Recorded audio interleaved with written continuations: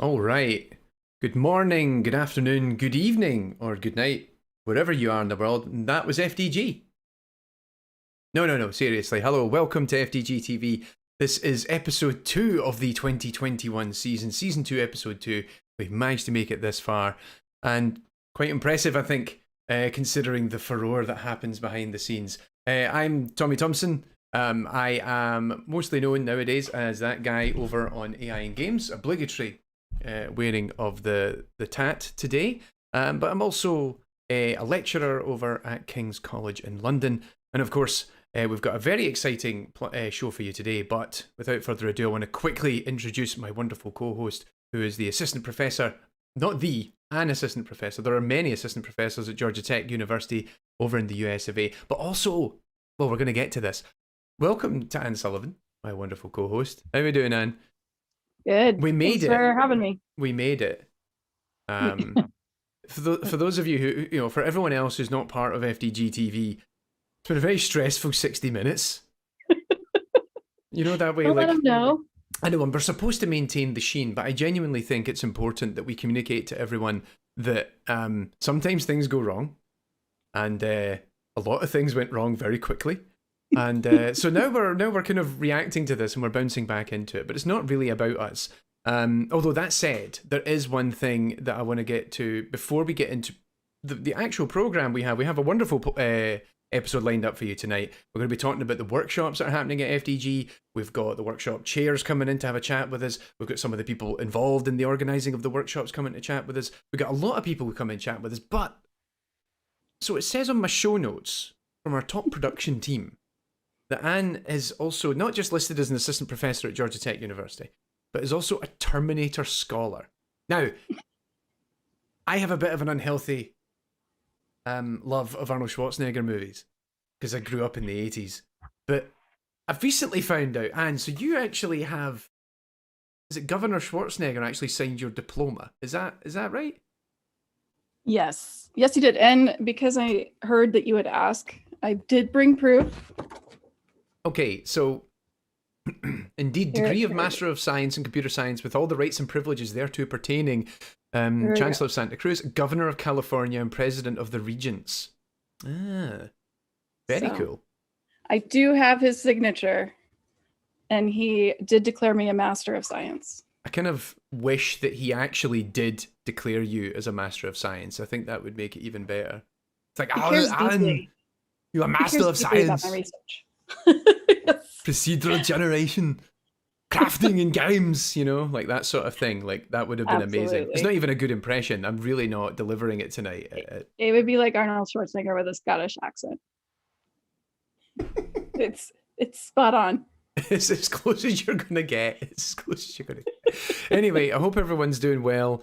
Wherever you are in the world, I hope you're all surviving the current spat of academic teaching that is going on. I'm assuming for most of us it's mid-semester at this point, or later. You're approaching spring break, counting the days. That wasn't for many of us. Yes. Oh, so our spring break I think happens in about 4 weeks. Yeah, it's about right. Yeah, because ours gets literally Easter. So, not that I'm counting the days or anything like that at the moment. My students are lovely and great. Yeah, we don't get a spring break, as do many other universities. So, spring break that wasn't. No. Oh, that sucks. Yeah, we literally have 2 weeks and then it's revision and exams. So it's like, yeah, well, anyway. So yes, tonight our program is very much built around the workshops, because in our first episode we did the main track and all the submissions of papers and stuff like that. As a general point, as always, because the top production team writes this in big letters and highlights it for me, just to make sure I remember this, is that we're not going to be talking to our guests about submissions, because this, of course, breaks the double-blind review process, because, of course, we don't really want to know who's reviewing papers and who's submitting papers, etc. We like to keep it as all a big fancy mystery. So we won't be talking about that. But we are going to be talking about the actual workshops themselves, and then talking to specific people who are organising the workshops. Now, what's important for us is knowing whether or not all our guests are ready and willing to go.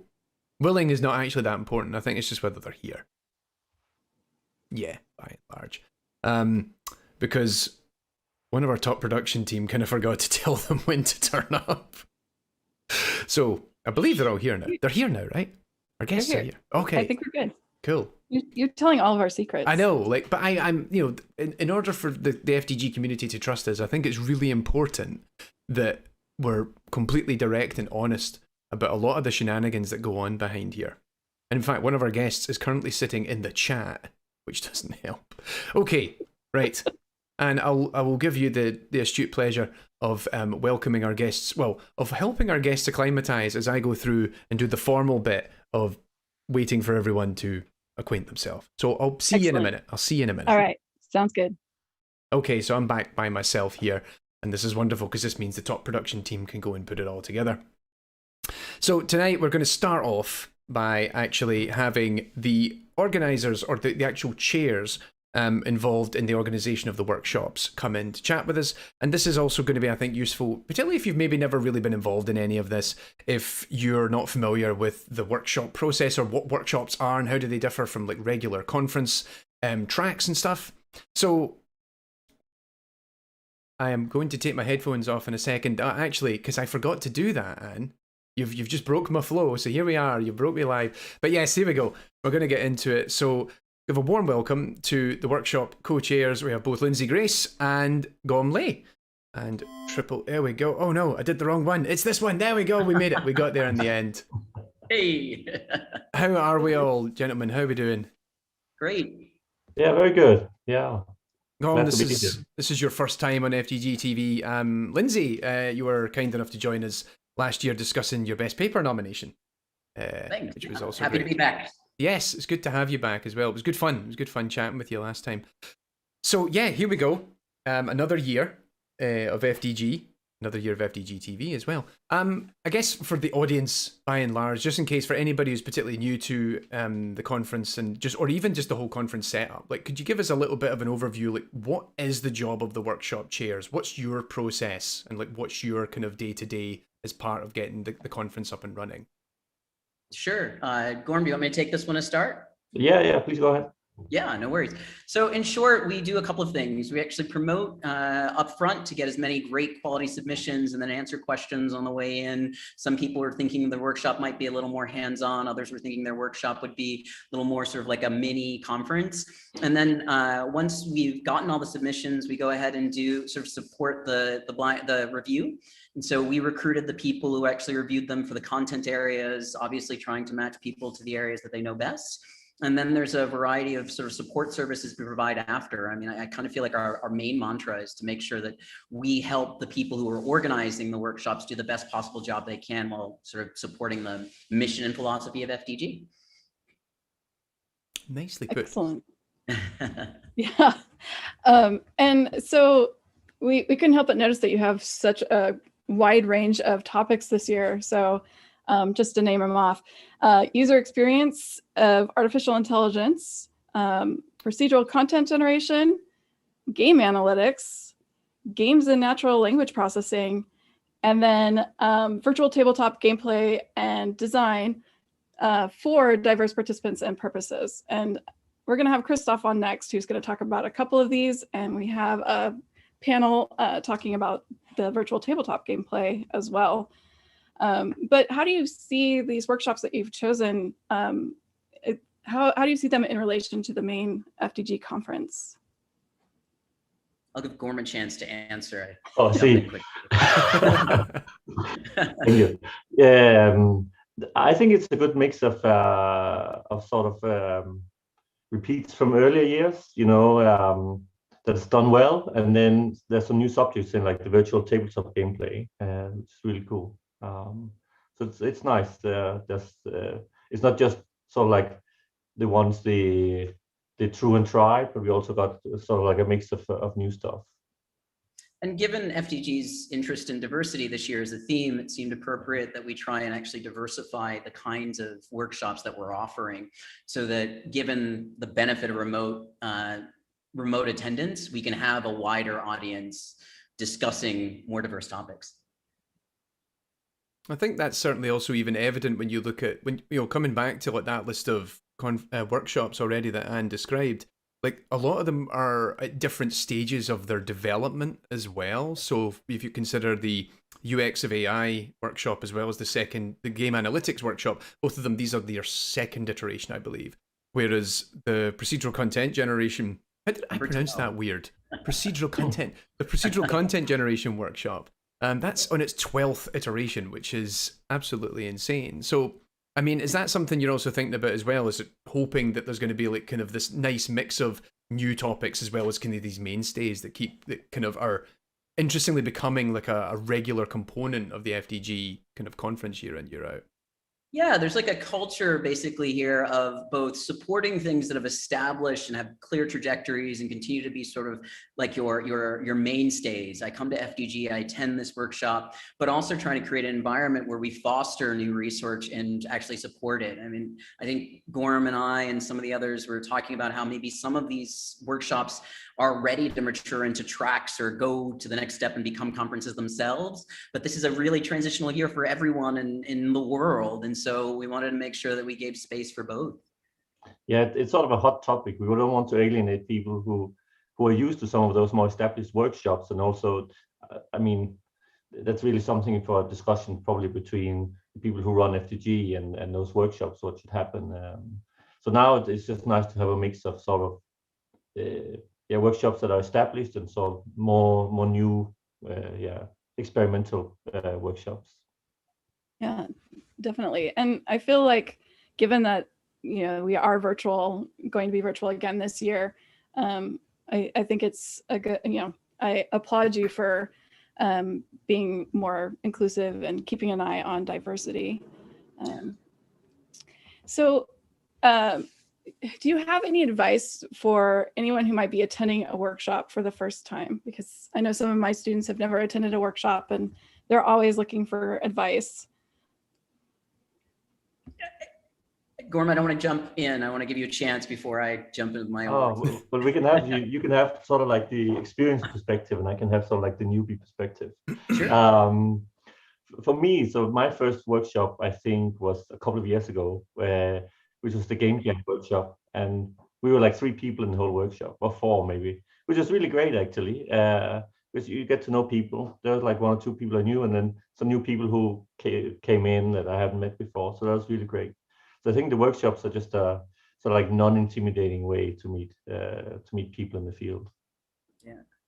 I mean, my general advice is sort of carpe diem. You don't always have this opportunity to talk with so many people of the very specific interest, even if it's 3 that the workshop focuses on. And I encourage people to recognize that when you look at something like PCG, what you're seeing is something that's gone through 12 iterations. So you might attend that 3-person workshop that may be the it workshop 10 years from now. And this is one of the easiest opportunities, not to sound like a sales guy telling you to get in early before it becomes a hot stock, but I think there's a real opportunity there, and it makes it extremely accessible. So I think most of it is about being open. I think sometimes people are shy when they're new and saying, I've only been doing this research for 2 years. I know you've been doing it for a decade, or, you know, I'm the new kid on the block, but I actually think it's a great way to just start the conversation. So I totally agree. I think it's about walking into an inviting room and just sort of saying, here's what I know, here's what I don't know. Yeah, like I think certainly from my own experience as well, one of the things I really like is that, because there's still that rigor and structure to it, but it also feels a little bit less formal to an extent. And I always really like that, because an awful lot of the people in this research community, I've really got to know them through going to the workshops, because it just felt like this really nice space within which to get to know people. I'm pretty sure actually, Anne, that's maybe where you and I first met. Was it one of the PCG workshops, I think, many months ago? I believe so, yes. Oh no, I'm trying to remember which one it was. That's probably for later. We can probably figure that out. But yeah, I think just wrapping up, like one last thing we'd like to ask you before we'd have to let you go, because the top production team is already banging on the door. I can see on the screen underneath me. Like, for yourselves, like you've got this job of helping bring these workshops, get them out to the conference this year. And what's the kind of things, like from your own perspective, like in the future, what would be like an interesting workshop application that you would like to see submitted? What new formats or ideas would you like to see, or maybe even consider doing yourself at some point? It's a very big open question. So I think it's a good opportunity to actually highlight the fact that we had a lot of really good submissions and simply were worried about the fact that we wanted to make sure that all the workshops were populated in a sort of a healthy collection and there weren't too many 3-person workshops. So I mean, the first thing I would say is that there are already a lot of good ideas that we couldn't incorporate. So please resubmit and think about doing them in the future. I think certainly as well, like you say, like well, particularly the idea if there's only 3-person workshop, a 3-person workshop online versus a 3-person workshop perhaps in person, I think that maybe has a very different vibe to it, especially if you don't really know the other people that are there and what have you. So I think that's probably a smart move to make, I guess, to kind of take that cut. I think it's funny you mentioned meeting people in the workshop. The other plug I would have for workshops is if you're not the kind of person who meets people at happy hours, but you want to connect, a workshop is a great environment for doing that. And so I think even people who aren't wholly interested in that one domain should consider attending the workshops to broaden their horizons in an informal environment. Yeah, that's basically me. I'm not very good at those like drinks and get-togethers, but I like talking shop. So that's yeah. You know, making good friends during caffeination periods. That's a vital part of the process, I think. Well, Lindsay, Gorm, thank you so much for joining us again. Lindsay again coming back. Gorm, thank you so much for coming along. Also, great to chat to you. I realise that I don't think we've chatted in this format, I believe, in quite some time. So it was nice to get to catch up. So best of luck with the rest of the organisation for the year. And no doubt we'll see you... I don't know, wandering the halls of the virtual FDG 2021 later in the year, making sure all the workshops run smoothly. Thanks very much, gentlemen. Have a great night, guys. Thank you. All right, there we go. Wonderful start to the evening. Thank you very much once again to Lindsay Grace and to Gormley for coming in to chat with us this evening. So what we've got, like we said, we've got 5 workshops that are running at FDG 2021 this year. We have User Experience of Artificial Intelligence. There's the Procedural Content Generation workshop. There's the workshop on Game Analytics. We have Games and Natural Language Processing. And then Virtual Tabletop Gameplay and Design towards Diverse Participants and Purposes. So we're going to try and see if we can tackle some of these for the remainder of the session. And in particular, I think we'll bring in our next guest that we have, because one of the reasons that this particular guest we wanted to invite in was because when we were looking at who we could invite, and we realised that we don't want to have a very long programme, we want to keep this tight, we want to keep the production top notch, because that's what you're not paying for. We figured, right, how can we find a guest that will maximise our coverage with minimum effort? And so without further ado, we'll give a warm welcome to our next guest of the evening, which is, of course, Christoph Salga from the University of Hertfordshire in the UK, although I currently believe he's not in the UK right now. Christoph. Hi, hey Tommy. Glad to be here, and I think I've heard the message. Don't talk too much. We're on a tight schedule, right? Well, you don't talk too much unless in the top production team tell me on Discord that we're not talking enough. Okay. It's a fine line. I can work to measure here. So I've brought several different hats to kind of present several different things. You've got different hats. You've got a sword in the background as well, which is always useful. You know, best thesis defense is a good offense. I actually had that hanging there. I hung that up for my last year's Foundations of Digital Games talk, and people have, commented positively on it, so I kept it as a feature. So you're based at in Hertfordshire University. Are you back in the UK yet, or are you? I remember you said you were taking some time out in Germany, back with family. Indeed, yeah, no, I kind of went over here, and I'm now teleworking, and I kind of got stuck here. I mean, travel restrictions are still pretty hard. I've been teaching online, I've been like researching online, and I mean, there was little incentive to move back. I mean, it does feel a bit weird to be here like for that long, but I mean, speaking as the one resident Brit who's on camera, I can't really speak for the other Brit in the top production team. It's not great. Just FYI, like it's kind of went a wee bit downhill. I mean, could you maybe while we're chatting, travel down and check on my house? I mean, you know, where I live, and make sure that that I've turned the stove off and everything. Yes, the wonderful mystique that is this online delivery format is that Christoph and I actually live close to one another in the UK, close enough that I probably could go down to his house, check if it's on fire, and be back before the end of the show. But then no one be here to press all the buttons. Okay, that's I guess it's a big downside. Yeah, we should probably talk a little bit about the various things I'm doing at FDG, right? I don't know. I didn't hear that you were doing very much for FDG this year. Oh, really? Yeah. I mean, it sounded like you were slacking. Or Did you get the same list I got, Anne? I don't know. I looked at the list and I thought. No, it's yeah. There's just a question here. Were you struggling for something to do during lockdown? Yeah, no, I just definitely a few things came together, and I was like, yeah, this sounds fun. I mean, it feels like it's synergizing, right? I mean, after you've already prepped how to run one workshop, you might just as well run another. And I mean, it as I said, it's several things came together this year, and we wanted to do our competition again, which were now the longest running FDG competition, 4 years. Well, so for our guests who may not actually know all of the things you're doing, here are all the hats that Christoph is currently wearing. So you're the co-organizer of the User Experience of Artificial Intelligence workshop, a co-organizer of the PCG workshop, and also the co-organizer of the game design Minecraft competition. The generative design and Minecraft competition. There you go. There we go. Or the GDMC for short. Yes. Indeed, yes. So these are the three things. And I did also manage to submit one paper to FDG this year, which I'm also very proud of. And I'm hoping to get another one in for the reflection track. So your great new track that I think Mike Cook is chairing this year. And I was a bit confused because I thought the deadline was already with a main deadline. So I had my paper ready to submit, but then I've learned in the last minute after working for the whole weekend that I didn't have to submit it quite yet. And so I was like, oh, darn. Yeah, well, fortunately, we have another FDG-TV episode in the works about the reflection track. Yes, we do. So we're currently pestering Mike about putting it together.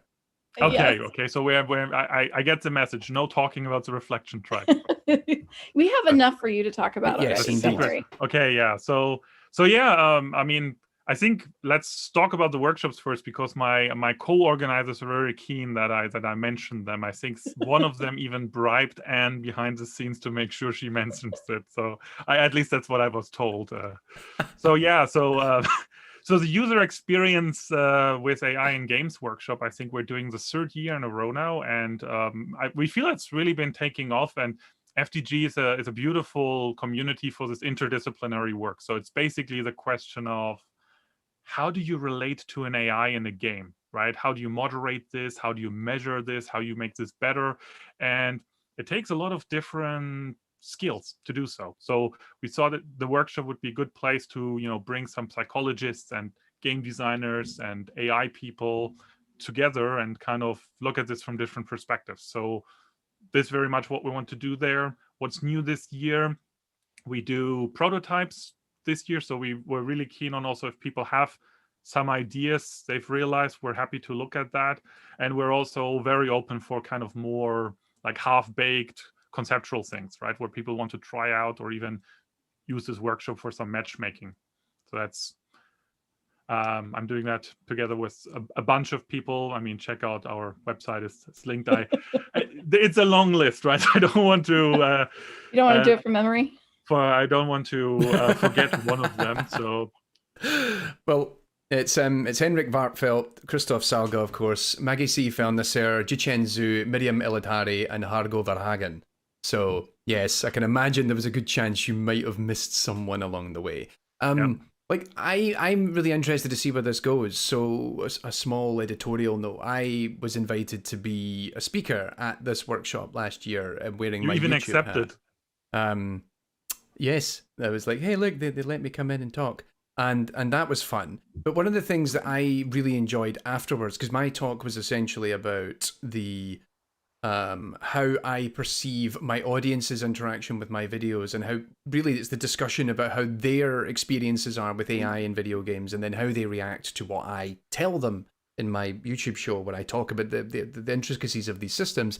And we had this really nice discussion afterwards about what we actually thought about user experience of AI, what that actually meant, and the different angles we were all coming from. And I know that's something that even you have a Discord server, I believe, that is still maintaining some discourse on Discord about this subject. Like, where do you see that going? Like, did you think that's going to help change the identity and focus of the workshop? Like, as you said, this year, you've got these new things that you're opening up for submissions and such. So, I mean, there was like an interesting urge, different than in a lot of other workshops I've been to, of people who wanted to really stay in touch. I mean, like everybody, a lot of times people say we should really continue this, but there was really like the first year people wanted to set up a mailing list, and we probably kind of screwed that up a little bit. Second year we did the Discord, and a lot of people joined, and a lot of people have actually exchanged stuff there, done conversations. Well, I should also mention it, we are running a special issue as well. So the community has we've turned this into also a special issue and transactions on artificial intelligence in games. Special issue open till I think June this year, if you're still interested in submitting, and this seems to be kind of going in this direction. And I think people are also like actually matchmaking projects on these things. So we're basically, I think at this point, just continue going there. I mean, I don't think this is going to turn into its own conference or anything at this point, but we're hoping that maybe it creates some kind of community, and then. I mean, there are some formal ways I believe where these things can turn. I mean, particularly, I think the IEEE has these working groups on things. I mean, I remember there's another one. So Vanessa Volz, who's actually quite active on that discourse, has just founded one on like benchmarks, I believe. And I mean, I'm not sure if this is like a good way to go, but one thing we've done every year so far is have a big chat at the end of the workshop where people think in the community we should be going with that, and that's been very helpful, and then we'll just steal their idea. Also, like this is a trick to doing all these workshops, right? I mean, exactly. I'm not doing anything, I'm just kind of executing people's suggestions, and I think people appreciate it. Also, I believe it's transactions on games now. They have broadened their reach. Yes, true. That's absolutely true. Yes. So for the PCG workshop, which is entering its 12th year, what are some of the recent trends that aren't Minecraft? We'll talk about that next. In PCG research that you're interested in?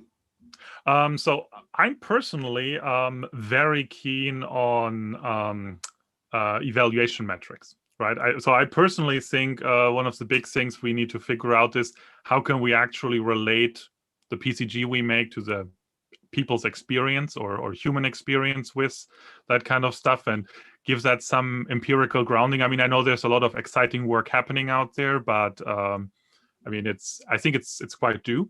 And I personally am keen on trying to figure out if we can also formalize this then at some point, so that we, can have computers actually look at PCG workshop and have this kind of grounded, embodied evaluation of that. I think there's also a lot of other trends. So last year's topic, I think, was something about cultural heritage.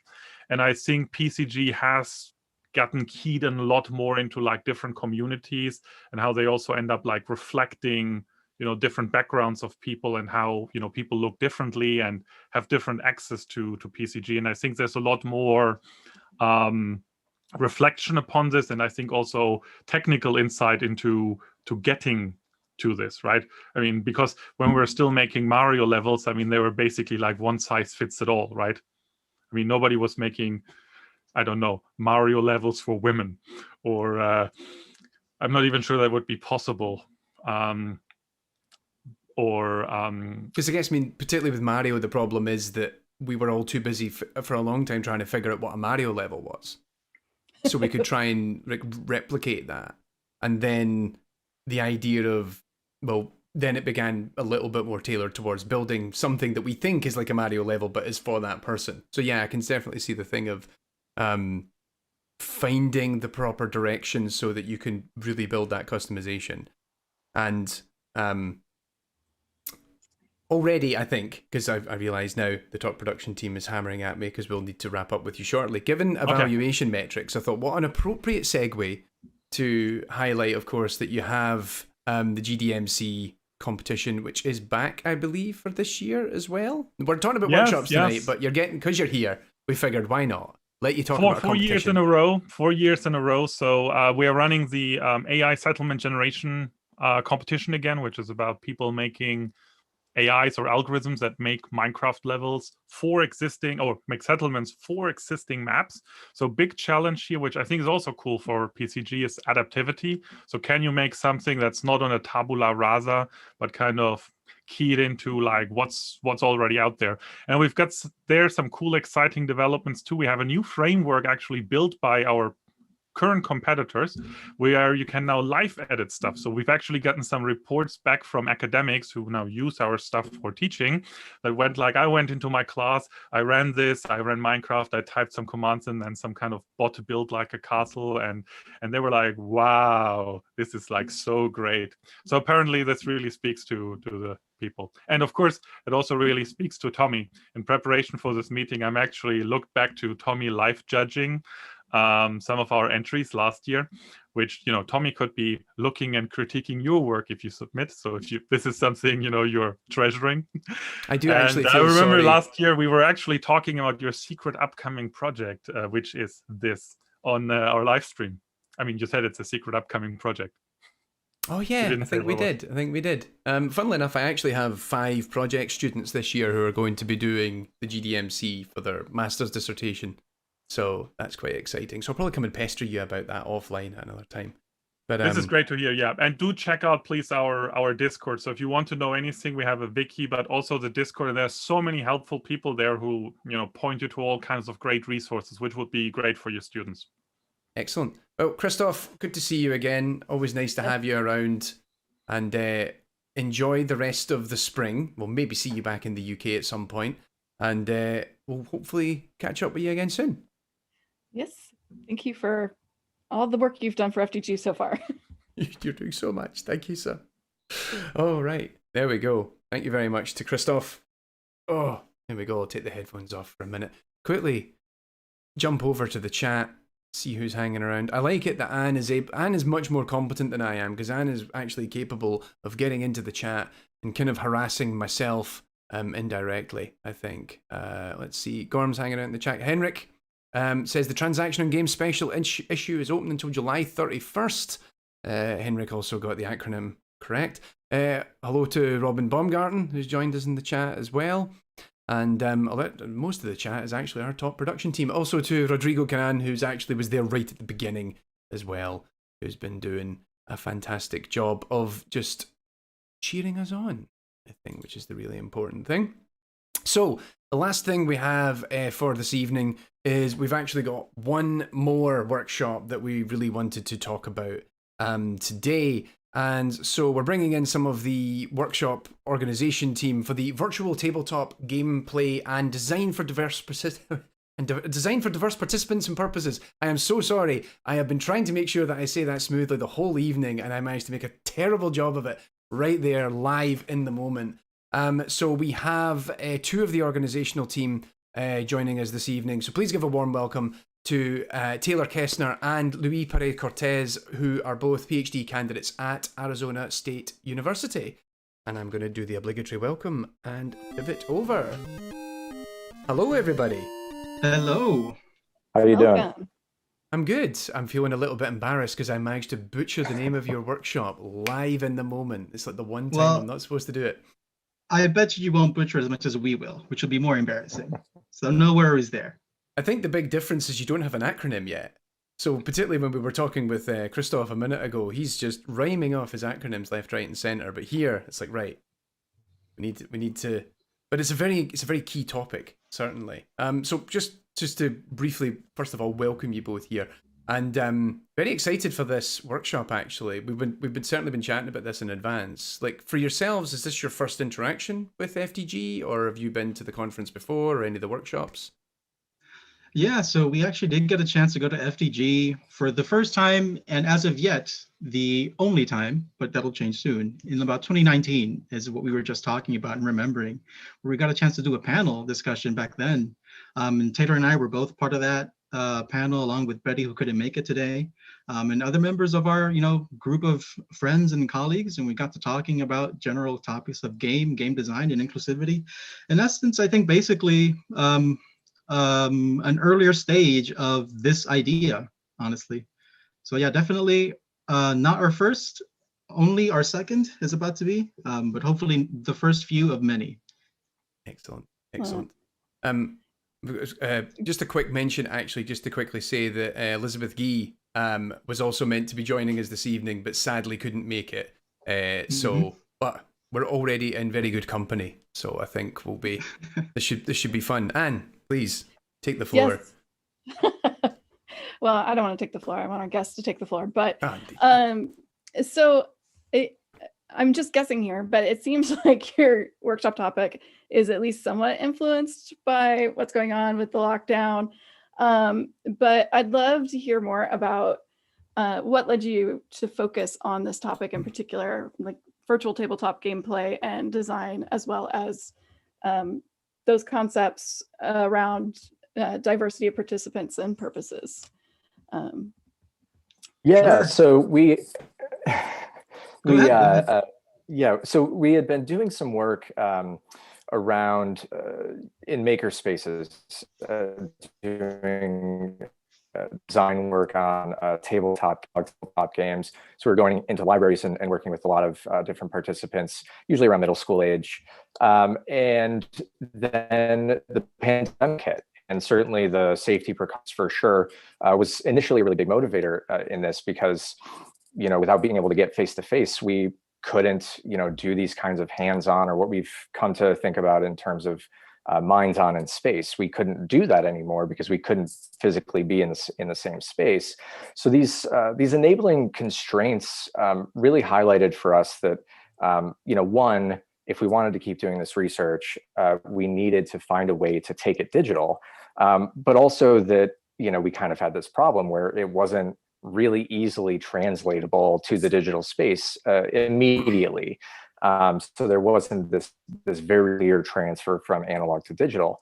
And so that's kind of how this all started. Was we want to keep doing this research. We want to keep offering these kinds of ambitious teaching and learning experiences around games and around game design to students. And we just need to figure out how to do that. And so that was really the impetus for this workshop. Like it seems like, as Anne said, it seems very prescient, but also like a very, how do I say this delicately? Like you're kind of tapping into a very key moment and a very exciting opportunity for growth in this particular corner of research.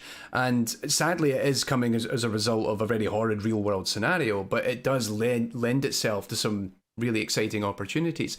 Like I'm seeing an awful lot right now of people taking like traditional physical tabletop gameplay and then adapting it. Like how are people approaching virtual gameplay at this point? Like what's the big trends, or is there the kind of key things that you're seeing across different spaces? So for one thing, I know that practically, even outside of research, just people in general, I did some digging a little while ago to just look at one game that I think is really popular now. It's the Tabletop Simulator.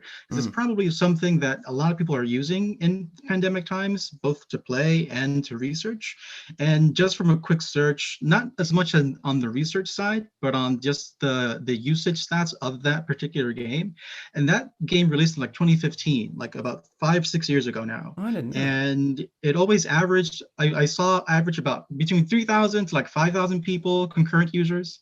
But in like March of 2020, that shot up to like 36, 37, something like that, 1,000 concurrent users. Oh. It's since dwindled, but I think that shows just in general people playing or wanting to play tabletop games in some way or another, not being able to do that in person anymore, and finding alternatives that they can do that with. I think it's been about a year, right? March since 2020, we're in March now.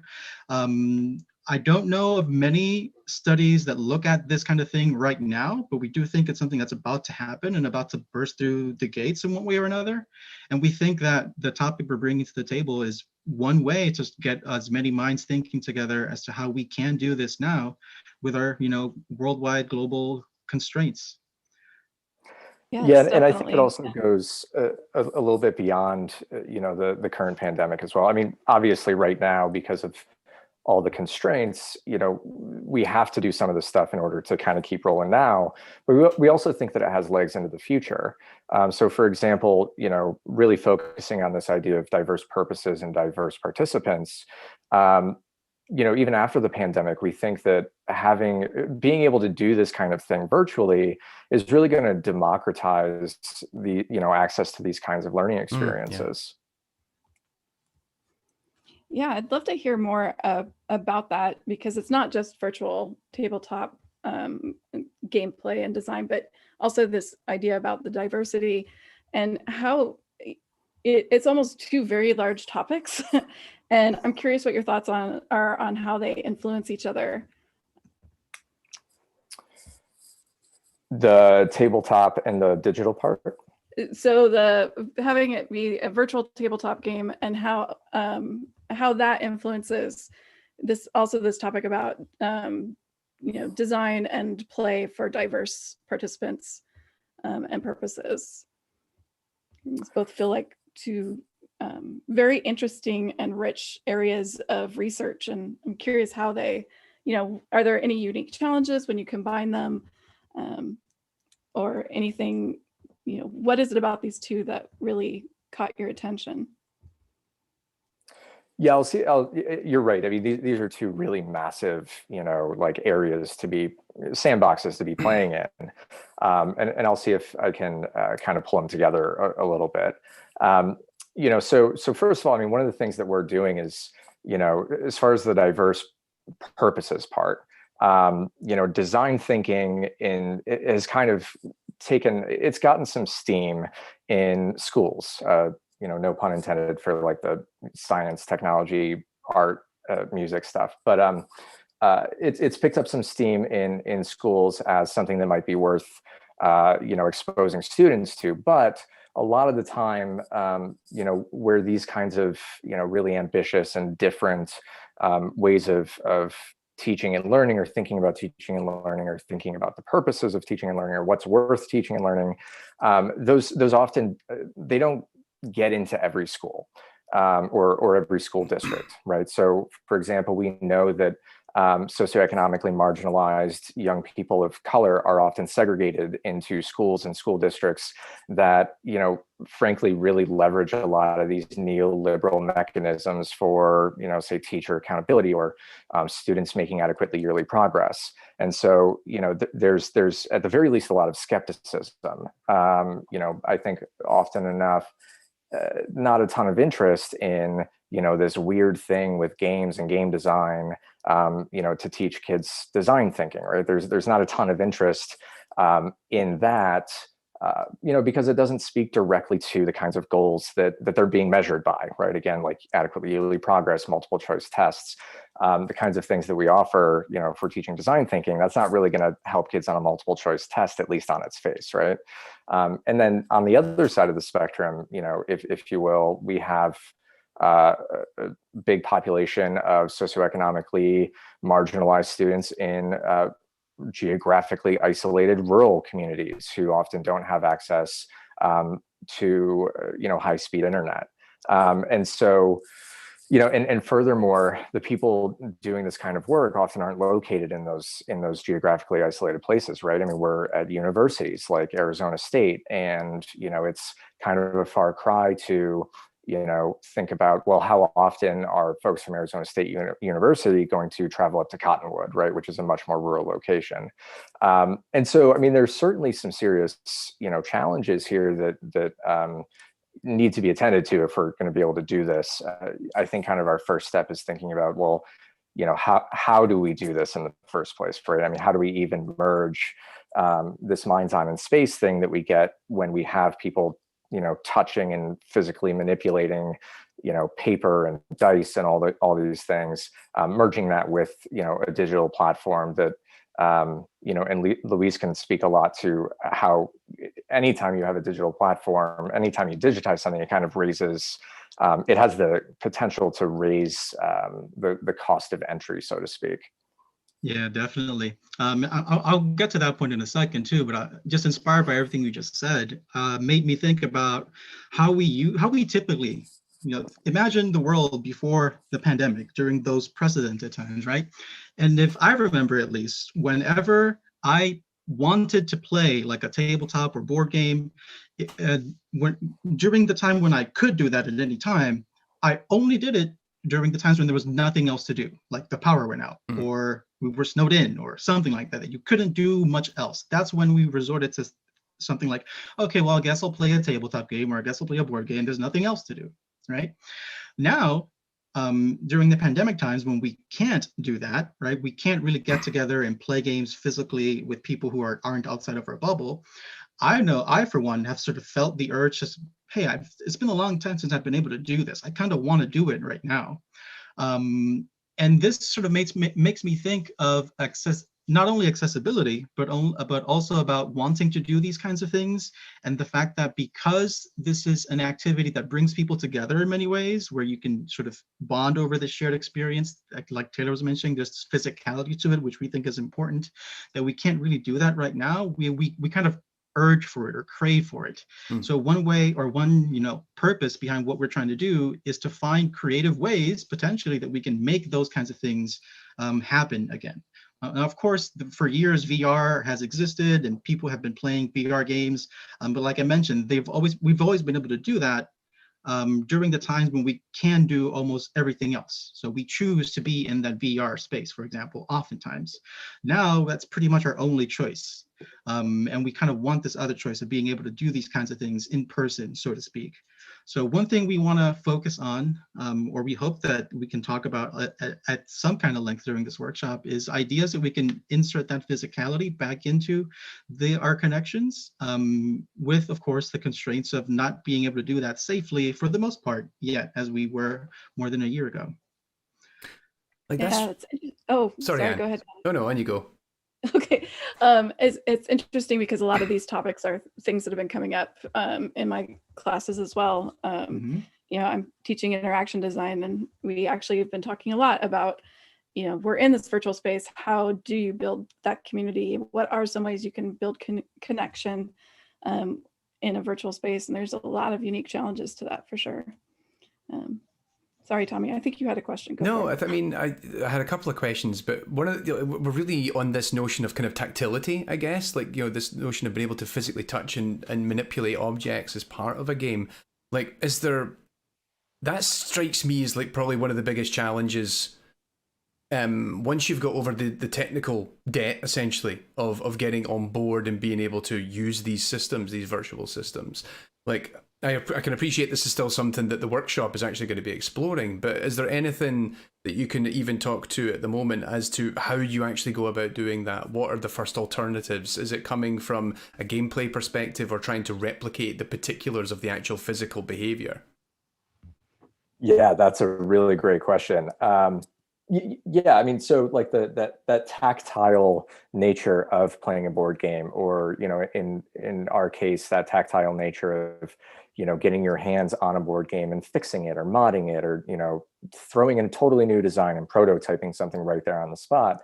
I mean, that's a really, really big part of what our work is looking at, because we know that our bodies are not separate from our minds, right? In fact, our bodies very much are our minds. They very much are our brain. It's an extension of our brain, or you could say our brain's an extension of our body.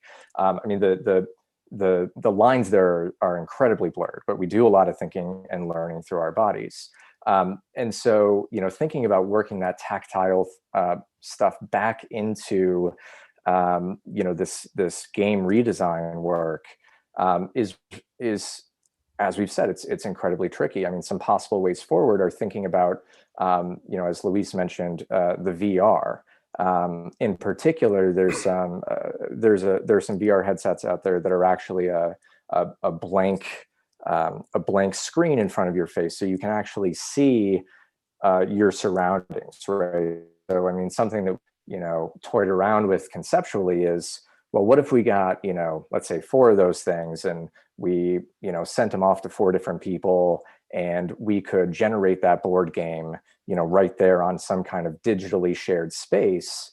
but then also maybe, you know, mail them the physical like construction paper and extra dice and extra pieces or all of these things, and thinking about, you know, how can we, you know, facilitate this separate but togetherness, and actually reinsert some of that physicality into it. Yeah. I think to add a little bit to it, I've been trying to remember the name, but it escapes me. But this is like super recent, like within the last week. I think it's Microsoft, maybe some other corporation, just kind of demoed or showed their own version of a VR headset that's about to come out sometime soon. PlayStation announced they're working on PlayStation VR 2, basically. The Oculus Rift, I think it is, the Oculus 2 is like sold out during holiday season this time. So just in response to like the world, people are longing, like I mentioned, longing and reaching out for these other kinds of experiences that we could have had regularly pre-pandemic, but now they're a little bit harder to sort of come across, which is going to different places and maybe even reaching out and touching and being touched by other people. It's something super important. And it's actually an important component of that VR headset that I was just mentioning. I can't remember its name. Incorporates that tactile feedback in ways that others don't. So it's definitely something important, and it's definitely something that we want to pay attention to. And we're certainly, you know, trying to take some few steps into that now. So with I've noticed that your research is often focused on VR, Luis, and I'm curious. You know, there is, as soon as you get into VR, there are some accessibility issues, and have you given some thought about that, especially, you know, with Taylor talking about places with socioeconomic. I'm totally failing for words, but basically, like, some schools won't be able to afford such gear, and I'm just curious if you've given some thought to that. Yeah, of course. I think that's probably the first thing that comes to mind when we throw out all the great ideas and we have all these exciting projects that we want to do, right? Yeah. Then the first thing we think about, well, what's going to probably get in our way of doing this? Well, how many people can actually afford this? And not just people, but like, you know, districts and schools and things like that. So that's always the first kind of thing we have to find a solution for in one way or another. So it's always going to be present, I think. But I think even more powerful than that, of course, it's acknowledging that there are going to be those limitations, but also kind of going back to, well, what are some of the really compelling reasons for why we would even want to overcome those limitations and like fix them and, you know, mend them. And it's that this is something that we need to do, not only to just entertain ourselves, but to survive. Like, we need to seek out these kinds of connections and interactions and experiences with our world that for the past 12 months or so, we've all been kind of shut in and haven't been able to get. And I'm sure research will soon show the adverse effects of that in many ways. I'm sure other research will show potentially in other areas some benefits to it. I don't know. I'm sure there are. You know, we're such complex beings that we benefit and suffer from different things in different ways. But yeah, I think it'll be to get over that hump that always comes up with accessibility and affordability and these kinds of things. It's always super helpful to think about, why do we need to do this regardless? And part of that is we need these experiences. These aren't just frivolous things. These are necessities. Yeah. I just hung on that far too long, because I'm just like, oh my God, this is it's very relevant, very, very much so right now. And I'm really looking forward to this workshop now already. Sounds like such a fantastic topic. I'm really excited to see what is submitted and what comes out of this at the end. And thank you so much to both of you for taking the time to come and have a chat with us tonight. This has been really insightful. And like I say, I'm very, very jazzed about this already. So I'm very much looking forward to seeing this later on in the year. So yeah, Luis, Taylor, thank you so much. And thank you so much. Hope you have thank you both so much for having us. Great weekend. Take it easy. You too. Alrighty, there we go. Once again, that was Taylor Kessner and Luis Cortez over from Arizona State University. And I'm going to make sure I get this right this time. I'm going to do it again. This is for the Virtual Tabletop Gameplay and Design for Diverse Participants and Purposes workshop. My apologies once again to the wonderful team which is organising this. This is Elizabeth Gee, Taylor Kestner, Louis Cortez, Yushan Gao, and Jeremy Beignet, who are all actual co-organisers of this workshop. And I managed to not pronounce it correctly right at the start. So, there we go.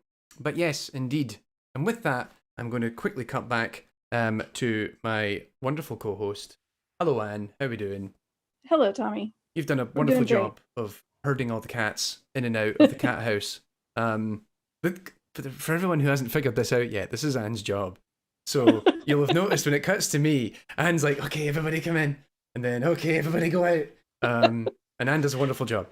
And also, I think you have a much nicer demeanour than I do. Because if I did it... You just be kicking people? Well, I mean, virtually. But also, can you imagine me doing it? Right, come on then, we're going to do the show. And then, or the other side of it, it's like, right, you've done your bit, get out. You know, it's like, who is this guy? Why is he shouting at us? I'm going to end up getting an email from Jim Whitehead, just like, what is going on? It's not going to do us any favours. Yeah. But yes. Yeah, for those of you who don't know, Jim actually is in charge of all of this. He's actually, FDG-TV. He doesn't know that yet, but he is. Well, he's kind of to blame, because he did say, do you want to do it again? And we were like, where's the money? And then the truck just backed up into the yard. Yeah, it turned out it was empty, but the truck was there. And the truck was a rental. Indeed. Oh man. But yeah, so that's us very much wrapping up, I believe, for this second episode of the year.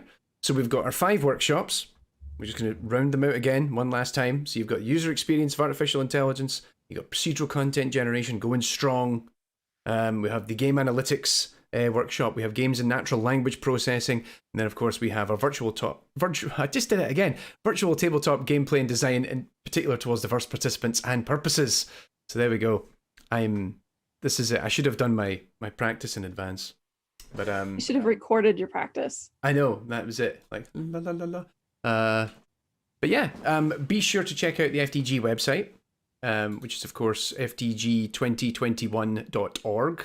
That's FDG2021.org, where you can see a list of all of the workshops. You can see all of the deadlines that are also going to be coming your way that you need to satisfy. You'll also be able to see all of the competitions and also all the panels that are also got deadlines as well. See, I'm making sure we do this because we need to cover this. We need to make sure we cover all the deadlines. And thank you so much for just being my lovely co-host who just is doing your best not to break down as you put up with my shenanigans and my nonsense. Thank you, Tommy. Thank you for being a lovely accented host. That's right there in the notes. So yes, for some reason I'm an accented host. You're the one with the lovely accent. Accented host. Oh, right, okay. You're just an accented co-host. The next episode, we'll get to that in a second. But yes, actually, the next episode will be in the start of April because we've decided that we're going to dodge the period of March where daylight savings kicks in. Because if you're not familiar, America likes to do it at a different time from everyone else.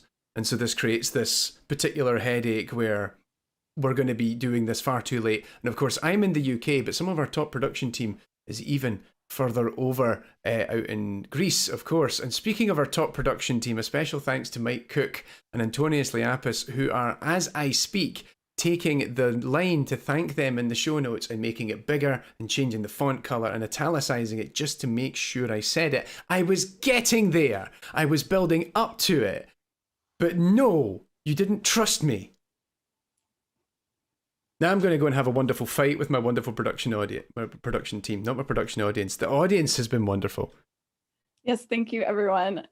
Thank you for your comments. And also for just supporting Anne through this tough time of just putting up with me. Even my wife looked in there like, what is going on?